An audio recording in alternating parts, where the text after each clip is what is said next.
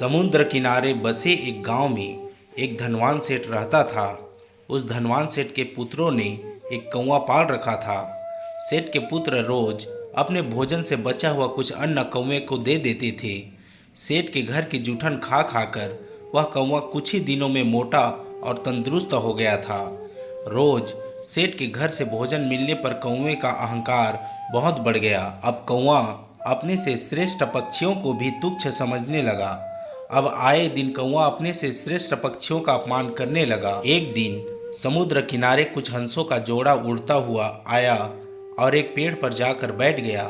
हंसों का जोड़ा बहुत खूबसूरत था। हंसों की खूबसूरती देख सेठ के पुत्र हंसों की तारीफ करने लगे। यह बात कौवे को नागवार गुजरी।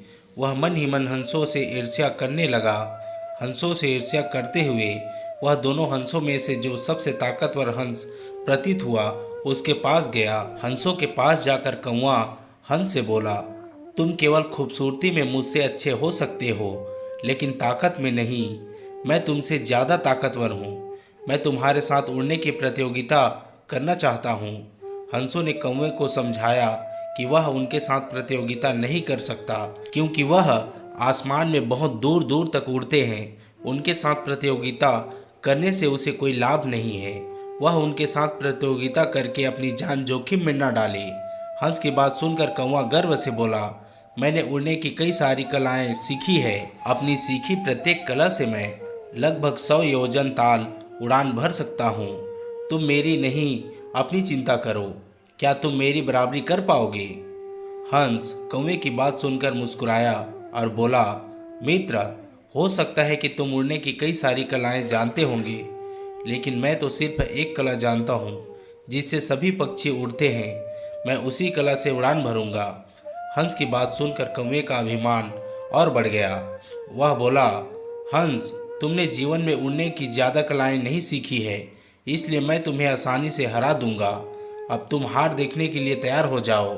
उनकी बातें सुनकर कई पक्षी इस प्रतियोगिता को देखने के लिए वहां जमा हो गए।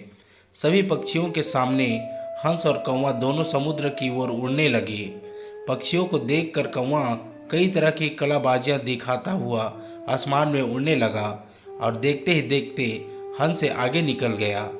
हंस अभी भी हमेशा की तरह अपनी सामान्य गति से ही उड़ रहा था। यह देखकर वहां उपस्थित कई सारे कौवे प्रसन्नता व्यक्त करने लगे। कुछ ही दूर में कौवे की पंख थकने लगी। वह विश्राम करने के लिए अपने आसपास पेड़ की डालियों को खोजने लगा, लेकिन विशाल समुद्र में वह काफी आगे निकल आया था। उसे अपने आसपास सिर्फ पानी ही पानी नजर आ रहा था। इतने समय में हंस उड़ता हुआ कौवे से आगे निकल गया। कौवे की गति काफी धीमी हो गई थी। थकान के कारण अब उसके पंखों ने भी जवाब देना शुरू कर दिया था। अब कौवा पानी के सबसे करीब उड़ने लगा। कौवे के पैर अब पानी में डूबने लगे थे। कौवे को डूबता देख हंस कौवे के करीब आया और बोला, मित्र, तुम्हारे पैर और पंख बार बार पानी में डूब रहे हैं। यह तुम्हारी कौन सी कला है? हंस की बात सुनकर कौवा बड़ी ही ग्लानि के साथ बोला, मित्र, मुझे माफ़ कर दो।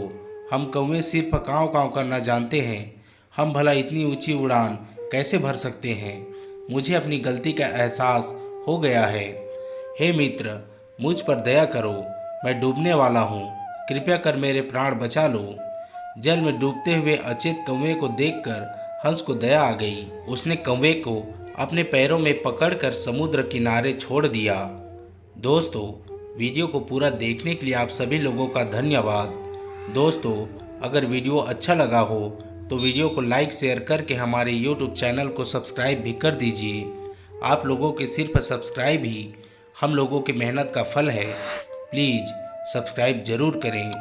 धन्यवाद।